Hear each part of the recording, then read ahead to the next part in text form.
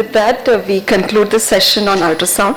I request all speakers and the panelists and even the chairperson to meet outside and near the photo booth for a memento distribution near there.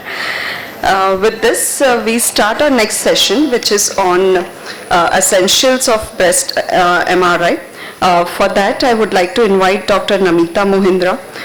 She's Professor of Radiodiagnosis at Sanjay Gandhi Postgraduate Institute of Medical Science, Lucknow. I invite you, Dr. Namita. Interesting session. We are beginning the next session on MRI, and I'd like to invite the chairpersons for this session. Dr. Nandini Bahiri, who is Professor and Head of Department at Sri MP Shah Government Medical College and an experienced professor, and the Lady Vice President of IRIA. She has many publications to her credit, and she's also initiated the teleradiology department for the first time in government sector, and her areas of interest are MR, mammography and women's imaging. Please, ma'am.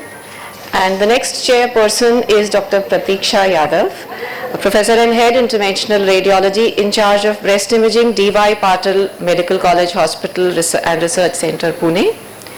She's a guide for several MD and DM fellowships. Examiner areas of interest are breast imaging. She has 69 articles to her credit, and she's delivered several lectures. Dr. Sanjay Thulkar sir is here.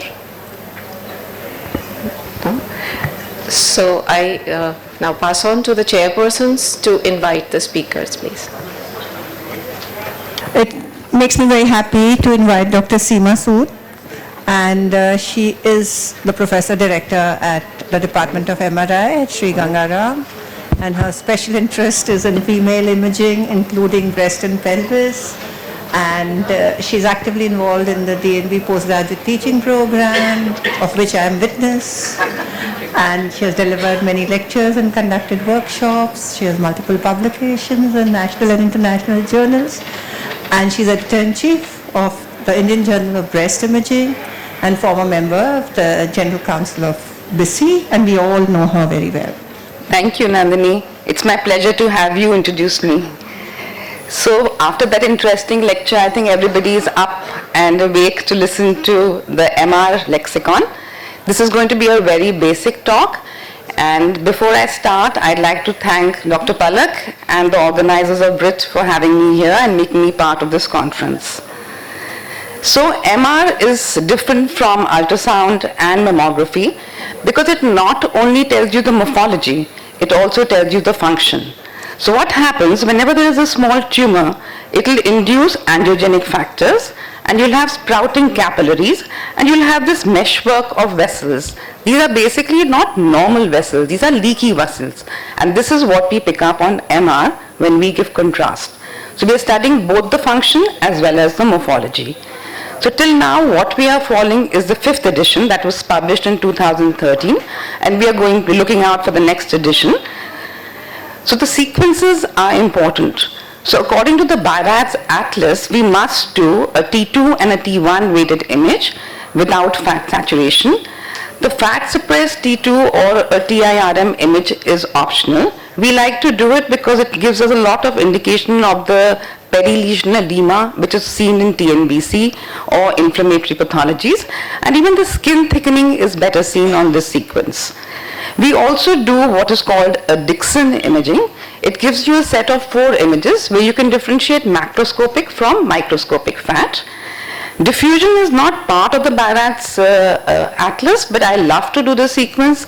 I think it really adds a lot, and we do a B value up to 800. These ADC mapping images are automatically generated, and then we require either the ultra-fast images here, followed by the conventional images. You do a plain, if you're doing the ultra-fast, this will be done before the ultra-fast. Otherwise, you will do it as you go along. And then you automatically get a set of 5 images, and the subtracted images are automatically generated by the machine. And then you can have the post-processing techniques where you draw the maps and you get these beautiful MIP images. So just for the people who do not practice MR mammography routinely, any lesion which is T2 bright is normally benign.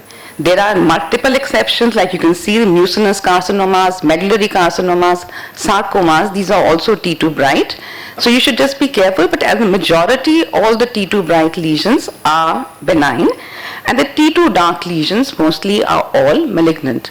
Again, exceptions to the rule, you have granulomatous lesions, you can have sclerosed fibroadenomas, those are dark on T2. So like in mammography, first thing you look whenever you're reporting an MR is the overall breast composition, and this is just by visual tracking. You divide it into almost entirely fat, scattered fibroglandular tissue, heterogeneous and extreme fibroglandular tissue, and then you look at the background enhancement, whether it's minimal, mild, moderate or marked, and look whether it is symmetrical or asymmetrical, and all these must be mentioned in your report. Now with the ultra-fast imaging, this is of no value because we do not get any background enhancement, and Dr. Ritzeman is going to be talking on the next talk in this, so I'm not going to be talking on that. So whenever you pick up a lesion, the first thing you look is which is the clock position, because this has to be put into your report. And exactly what you do in mammography, you divide the breasts into a clock. The 3 will be on the outside on the left and 3 will be on the inside. So if you see I have a lesion like this, you say this is in the 1 to 2 o'clock segment. Then you look at the distance from the nipple and which quadrant the lesion is. So the breast is divided into 4 equal quadrants by upper, outer, lower, outer, upper, inner and lower inner. So all these descriptors should be in your report. And you also divide the breast like in mammography into 3 parts, the anterior, middle and posterior. So remember now what we're going to say, the quadrant should be mentioned, distance from the nipple is mentioned, the depth and which clock position your lesion is. So what are the descriptors we use? There are only 3 descriptors that you will use, a focus, a mass or a non-mass. By a focus we mean it's a lesion less than 5 mm, which we cannot categorize the morphology. A mass, on the other hand, has biconvex margins, and you can see it on the plane scans. And non-mass enhancement is anything which is not a focus or a mass, and we'll go into this later. So these are 2 cases, both are showing a focus of enhancement. So if you look at a T2, and it is bright on T2, and it shows progressive enhancement, we can safely put a focus like this in a BIRADS 2 category. On the other hand, this case, there is no T2 correlate. It is dark on T2 and it's showing a washout curve, and so this will be put into a BIRADS 4, and this was biopsied and this was IDC. So luckily for us in the new atlas, I think the word focus is not going to be there, but let's wait and see. Let's move on to masses. So first thing in a mass, you look at the descriptors are the shape and the margins. Like in any other imaging modality you're doing for the breast, the shape can be oval, round or irregular. I think the name itself is self-explanatory. The margins can be circumscribed or non-circumscribed, and the non-circumscribed is further divided into irregular or spiculated. The only difference in these 2 are you see these enhancing spicules from the mass going into the adjoining parenchyma. So make sure you're only using these descriptors. So once we've done the shape and the margins, we look at the internal enhancement pattern. So it could be homogeneous, heterogeneous, rim or dark internal septations. Homogeneous seen in benign lesions, heterogeneous in malignant lesions. Rim enhancement can be seen in malignancies with central necrosis, in fat necrosis and abscesses. So you have to look at your T2 and T1 weighted images. Dark internal septations are not pathogenomic, but they're quite classic for fibroadenomas. So we are done with masses, and let's move on to non-mass enhancement. So that is divided according to the distribution. It can be focal. By focal we mean it's involving less than a segment. Linear is if it's following a ductal pattern. It can have branching. It will go towards the nipple. Segmental is involving the TDLU. It will be triangular in shape with the apex pointing towards the nipple. Regional is involving a larger area. Multi-regional is when you get normal tissue in between these multiple areas of involvement, and diffuse, as the name signifies, is involving most of the breast. So these are the descriptors we are going to use for non-mass enhancement. As we did for masses, we also need to see the internal enhancement pattern. So it can be homogeneous, heterogeneous, clumped or clustered ring light. Homogeneous we normally see in benign lesions. Heterogeneous, this is malignant. Clumped and clustered ring light commonly seen in malignancy. But like I showed you in my workshop, you can have clustered ring light even in tuberculosis in our country.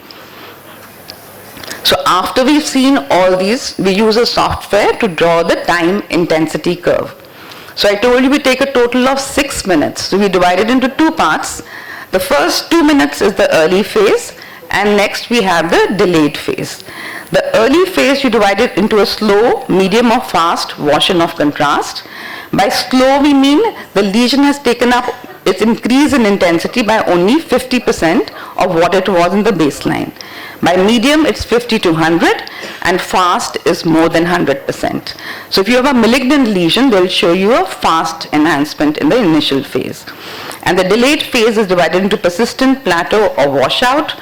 Persistent normally seen in benign lesions, also called the type 1 curve. Plateau can be seen in both, this is called the type 2 curve, and washout is seen in malignancies. Having said that, you can have invasive lobular carcinomas, DCIS, that can also show you a type 1 curve. So always morphology is very important.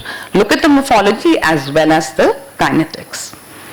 Then we look for associated findings. You look for neoangiogenesis, which is an indicator for malignancy or any inflammatory pathology.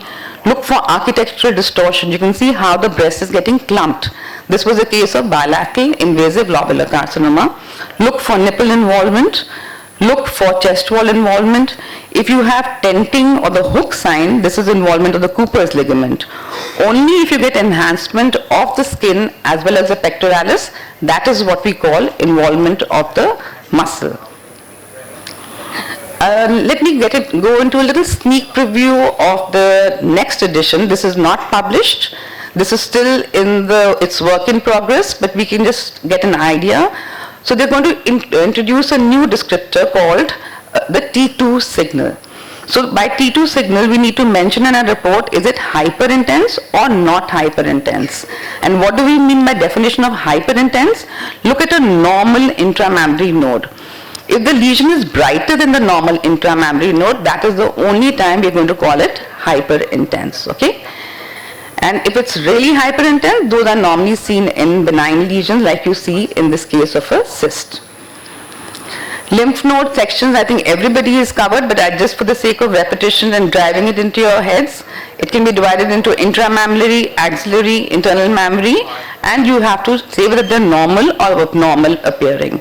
So this is more subjective. We're not going to rely only on the cortical thickness now. There is no data for MR, and rounding in absence of hyla is not going to be the sole criteria. So let's wait and see what the next atlas holds for us. And like Dr. Bijal told you, you divide the axillary nodes into level 1, 2 and 3 on the basis of the pectoralis minor muscle. Anything lateral is level 1, posterior is level 2 and medial is level 3. And luckily for us, now MR is also going to be having the subcategories of A, B and C like you have in mammography and ultrasound. And this is very important because it gives you a meaningful audit and a good rat-pack correlation. And category 6 lesions, that is a biopsy proven, in this case, if you have enemy which is going to be more than 7 centimeter, you need to biopsy it to prove it that this is malignant. And if you have another lesion at least 2 centimeter away from the index lesion, you will not call it category 6. Instead, depending on what you feel, you give it a 4 or 5 or 3. And the assessment category is exactly similar. I'm not going to go over this. Just to show you, category 0 is incomplete assessment. Intramammary node and fat necrosis falls in this category, but try and not give a 0 on MR. Just do a second look ultrasound and then give the category accordingly. 1 is a totally normal study. The BPE is not considered as pathological, so if you have extensive BPE, do not put it into a BARADS 2. 2 we all know are benign lesions like cyst, fat necrosis, hematoma and abscess. I just take 30 seconds more. 3 is probably benign, And in this falls the category of fibroadenoma. In case of NME, only if you get clustered microcalcifications can you put this into a category 3 and follow-up. Otherwise, NME should be biopsied. And the biopsy, the follow-up is exactly the same. You do a 6-monthly follow-up for the first year, and then you do a 1-yearly follow-up. Category 4 is the probability of malignancy being more than 2 but less than 95. Like in this case, the morphology looks benign, but we have other characteristics like diffusion restriction. So this falls into a category 4, always biopsy. And 5 is when the probability of malignancy is more than 95%, which you will always biopsy. And 6, like I already described to you, these are biopsy-proven cases, and just be careful for the distance from the index lesion to call them BIRATS 6 or not. And finally, you must organize your report. This is given in the BIRATS Atlas. I don't need to go through this, but always mention the management also. So with that, I would like to summarize that the BIRATS Atlas provides standardized breast imaging terminologies which should be used by all radiologists. And this is because it gives you consistency and the physician clearly understands what you're trying to tell them and always give the recommendations. Thank you very much.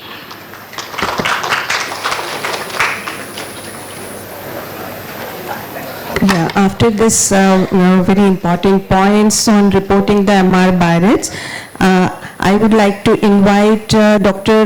Ritseman for the next topic, and he will discuss about the incremental value of ultrafast sequencing interpretation of breast MRI.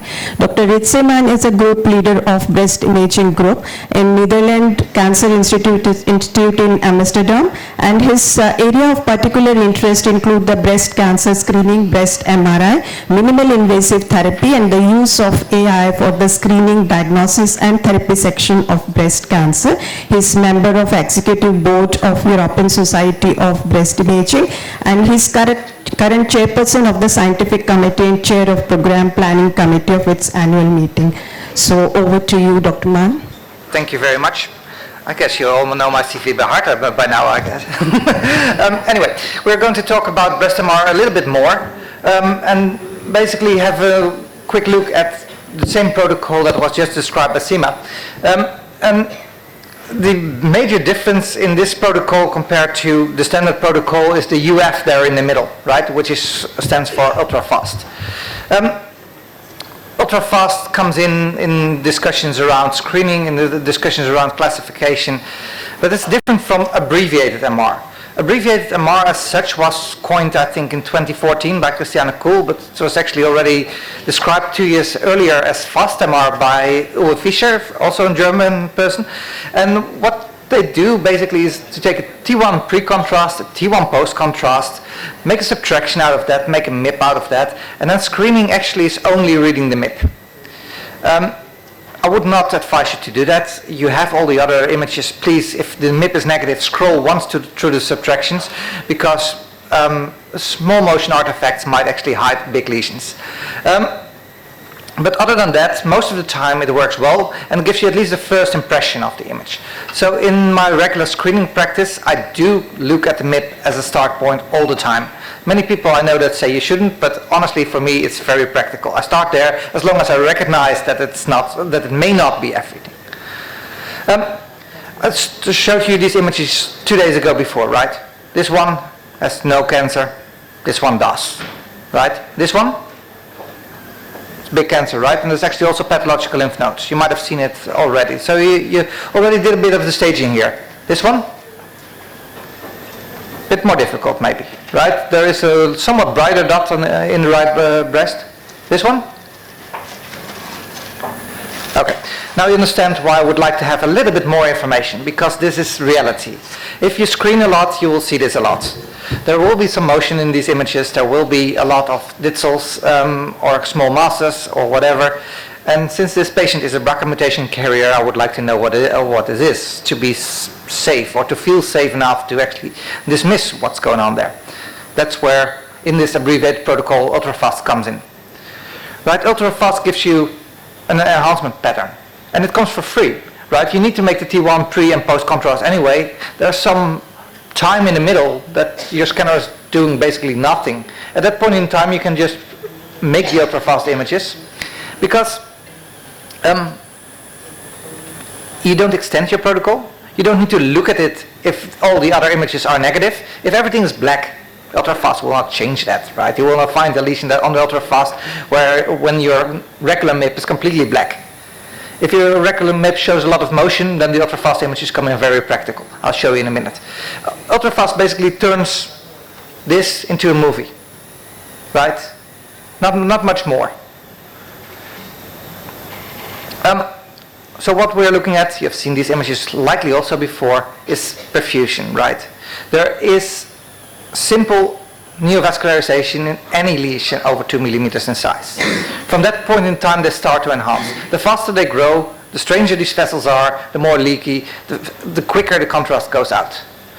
And gadolinium has a nice habit that it goes out easy, right? It's a very tiny molecule.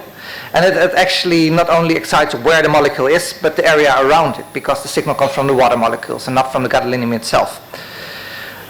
So a little bit of gadolinium out gives a very strong increase in signal, and we have been quantifying that for quite some time. You might have seen Tufts models like this one before, where we look at K-trans and KEP and VE, and actually this is also ultra-fast imaging, right? This is sort of what we're looking for. This is not breast cancer, obviously. This is a huge arteriovenous malformation in the upper arm. But it's sort of the same, what you see happening here. Blood comes in very fast because there's no resistance in the vascular bed, right? It also goes out very fast. And if you transpose this to a tumor where this is happening on a micro scale, you see blood comes in early, much earlier than in the rest of the tissue, and actually it also disappears relatively fast. We try to see that with ultrafast imaging. And for that, we started to call it ultrafast imaging from 2010, 2011, right? We coined the term, I think, in a paper in 2014, but that is not really what it is about. This is actually a much older technique. The difference between the old time images or pharmacokinetic modeling and ultrafast imaging is that it's nowadays useful to actually look at the images because they're nice. And before they were of a spatial resolution that was so poor that it didn't make a lot of sense to actually evaluate the images themselves. But view sharing changed that a lot. It allows a high temporal and a high spatial resolution, and actually with this twist sequence you would be capable of getting a spatial resolution that meets the American and European standards of breast MR using ultrafast imaging alone. 1 by 1 by 2.5 millimeters is really doable. What does it do? Basically, it samples the center of K-space more frequently than the outer part of it. And it shares the data points in the outer part. So your contrast is updated all the time, right? That's the center of K-space, shows you the contrast. Whereas the outer part actually gives you the fine details. That these don't change. So in a case like this, the effect is quite simple. It's what I always call the light bulb effect, right? The first thing that you see is the thing that's most important, right? There are many distals in this breast, but it's only one that's cancer, and that's much earlier than anything else. Makes it very easy to actually figure out where your attention should be drawn. What you see is that cancers enhance in general much faster than benign lesions. There's overlap there, right? Quite similar as we have with curve types or actually with morphologic features, there is overlap. But if cancer enhances roughly 4 seconds after the aorta enhances, it's 90% cancer, right? 8 seconds, it's maybe 80%. Then around 12 seconds, it's roughly 50-50. And if it comes later, it's most likely benign. Obviously, low-grade DCAS, diffuse ILCs might actually come up later, right? Or this is not a magic touch, but it actually helps a lot. As I said, this is old stuff. This is 1993. Carla Buttes, my former mentor, actually was doing this study, and this is single slice, 2.5 centimeters thick.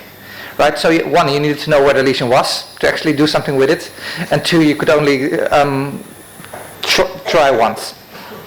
Honestly, this is where it comes from, but it's also to see how breast imaging evolved. Right, this is 2003.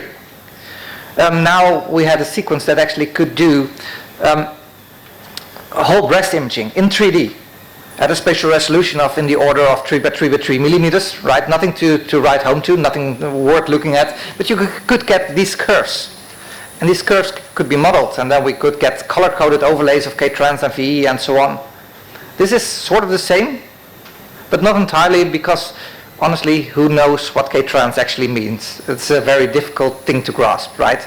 And you have a quantitative parameter, but no cutoff, so in the end it doesn't really work. This is twist, as we first did it, right? And here it suddenly became useful to look at the images.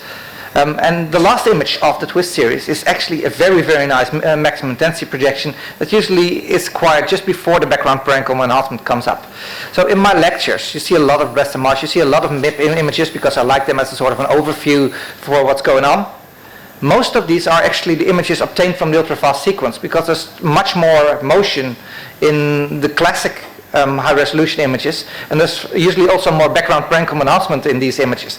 So I tend to show images from the ultrafast sequence even if I'm not saying it. Obviously there's a curve behind it, right? You see in these time points that lesions enhance, and if you like curve types, you can also acquire curve types from the ultrafast images. Any program that can make the conventional curve can also make this curve for you. You only have 20 time points rather than 3 or 4. And the major thing is, the steeper the curve is, the more likely you're looking at a malignancy, right? If it's really extremely steep, you might have something like an arteriovenous malformation, right? That enhances even faster than cancer. But in general, the steeper it is, the more likely it's malignant. You can classify these in curve types too, if you like. There are actually cutoffs defined in our paper at that point in time. Honestly, personally, I never use it, right? I look at the curve and say, okay, this is really steep, I should worry. If you see a classical arterial input like curve, it's most likely to be malignant. And we try to compare these dynamics against the classic dynamics. These are the comparing areas in the curve, right? There's actually more information in the inflow curve than in the outflow curve. With that in mind, it's sort of practical. Next thing is, would you actually need both, right?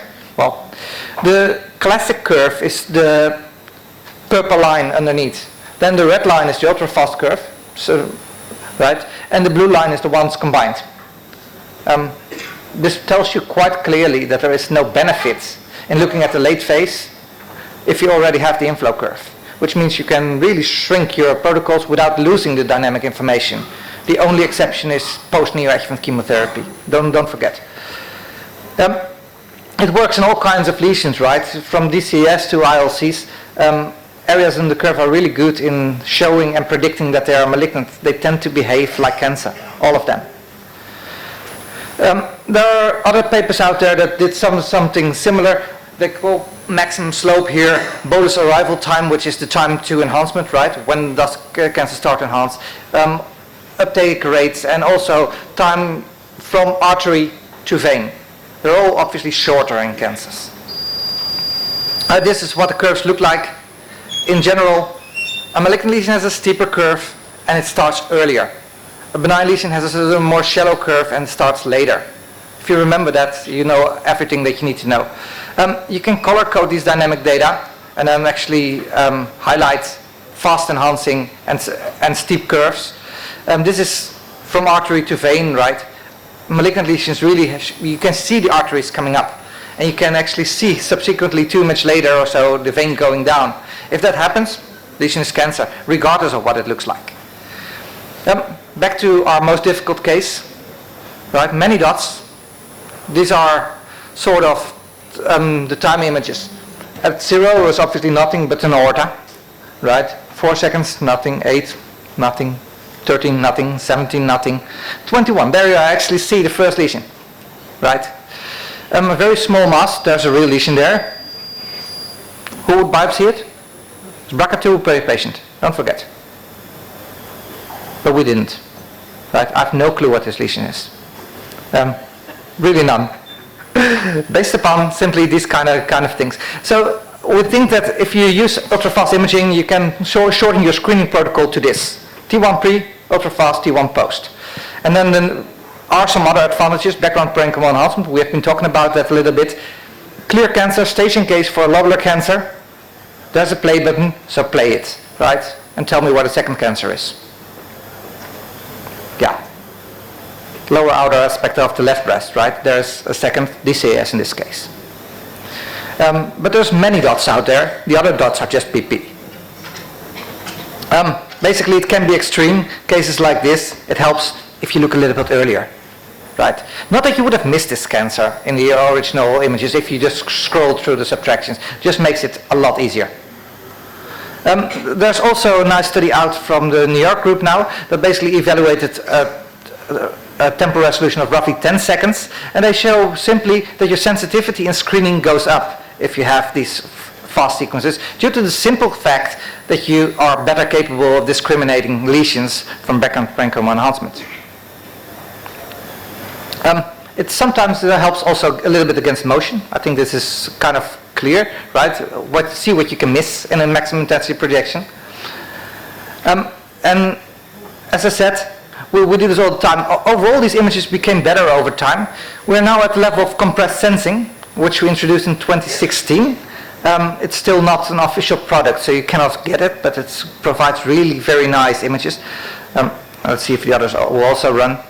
All compressed sensing acquisitions from both Philips and Siemens in this case. GE actually can do it as well. I'm not entirely sure about Canon, but I think they have something that's quite similar.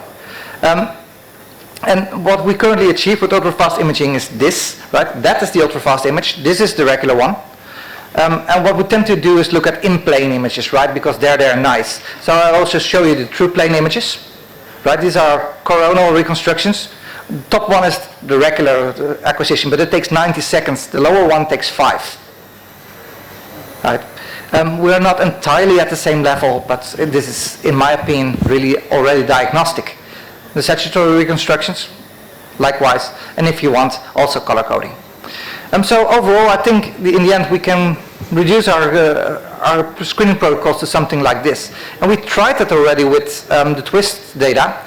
I'll go through this a bit quicker because we're running out of time. But have a look at the sensitivity here and the specificity. Only twist versus the full diagnostic protocol, which is the full thing, right? Only versus only ultrafast in screening. Read the study. Only difference that we found was that with twist only, specificity was better. No differences in sensitivity whatsoever. So 2-minute screening protocol on MR can do the job. There's no imaging technique in screening that's faster. There are actually also nice studies out there now that actually predict chemotherapy response. Basically showing that persistent and strong early enhancement is an independent predictor for chemotherapy response. Right? That's it for the moment. I can tell a lot more about this, but let's do that over coffee. Thank you for your attention. Yeah, Dr. Mann, there is one question. Dr. Mann, so one question I want to ask you about this. What is the sensitivity about this ultrafast MR for the non-mass enhancement as well as low-grade DCIS? Honestly, I haven't seen a single lesion in a native breast patient that I didn't see at the ultrafast images. There are cases where after neoadjuvant chemotherapy, I don't see the lesion on the ultrafast images, and it only appears in the later phase. But in a native breast, all the DCAS that I see enhancing in the regular images is also enhancing in the ultrafast series. So relative sensitivity is 100%. Absolute sensitivity is a different thing, right? Because there's likely more in the breast than that we see. No, I'm just asking about the comparative with the full protocol. That's same. That's same. Really Okay. same. Thank you so much. Dr. Nikita Chutai. And I think Dr. Mann needs to stay there because this says prospective discussion of contrast-enhanced mammo versus MRI as a supplemental imaging tool in dense breast parenchyma. Dr. Nikita Chutai is a consultant radiologist. We met her yesterday as well at Radling Diagnostic Imaging Center in Tan Tock Seng Hospital, Singapore. Because I believe in And she's a registered member of many societies. And she is a very keen academician in charge of continued medical education activity in the breast subsection of the Singapore Radiology Society from 2015 to 2017. Then she was General Secretary from 2017 to 2019. She is actively involved in various research activities and has published in numerous peer-reviewed journals, and she's passionate about teaching and about learning, and has run courses and workshops on breast imaging and interventions in South Asia, and has also written a book. Thank you so much We are keen to for hear. your kind words. So this is going to be different. It's not going to be a debate, it's just a perspective. So I'm not here to fight at all for MR, against MR, because personally if you ask me, I believe very strong in MR. So I lay down my hands in the beginning itself. So I'm going to be talking about CM as supplemental screening tool in dense breast. So before jumping into the discussion, I have no conflict of interest to disclose. And I want to just give a couple of points about why do we need supplemental screening. First of all, we do screening because we want to reduce cancer mortality, simple. And that has been seen that mammogram does that very nicely, and there is 20 to 30% reduction in mortality. But if you differentiate the screening between dense and non-dense breast, then non-surprisingly, the mortality improvement or the reduction is significantly low, almost by half in dense breast. Why? Because these patients are at more risk, it is a double-edged sword, and they do require supplemental screening. So a couple of facts about breast density: it is one of the strongest risk factor, about 2 times than the average risk population, and sensitivity will significantly reduce to about almost 60 to 65%. So, and that is why it is now getting global attention around the world, and in different countries there are a lot of guidelines which are coming up, what should be done, and the baseline is that there should be a shared joint decision making between the patient and doctors to decide whether they want to go for supplemental screening and what type of supplemental screening should be sought after. Okay, so the various options are DBT, we've already seen in the morning, ultrasound, and MR. And MR, if you see here, the jump which comes, or what we call incremental cancer detection rate, instead of 2.3 or ultrasound showing anything up to 4, it directly jumps to about almost 15 to 16 per 1,000. It's a huge jump.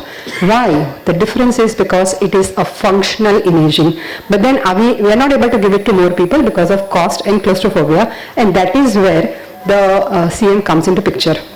So there are a lot of studies already which has proven beyond doubt that an MR, even including abbreviated breast MRI, works very well for screening and has significantly high cancer detection rate.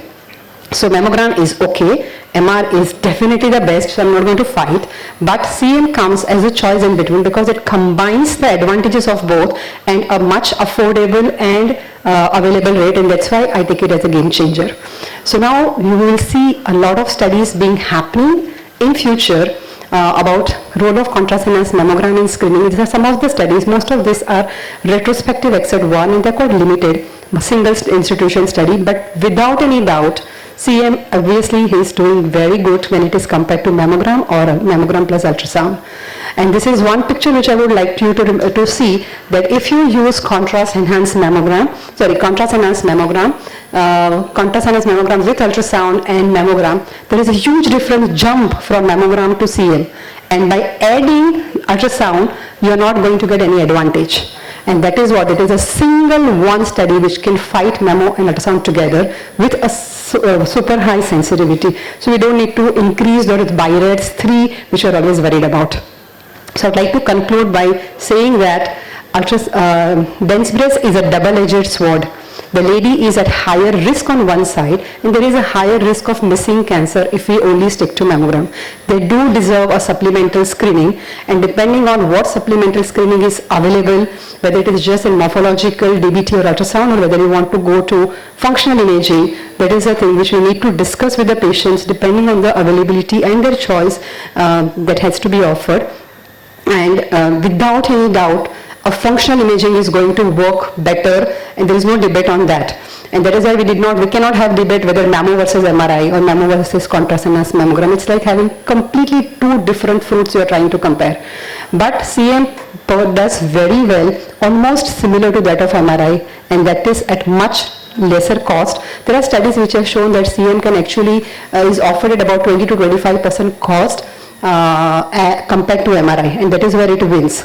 So CM is a new adjunct tool, definitely will be considered, and there are a lot of studies going on. So there is one big study which is a multi-center prospective study called CMIS study going on at this time, and I just heard about the UK trial as well now. I'm probably going to read about it more once I'm back. And this will establish in future, so there's more studies required, but I feel that CM has a lot to offer in dense breast as a supplemental screening. So thanks, and this is my last chance to invite all of you to Singapore here personally. So I hope I'm going to see some more faces after this. Thank you.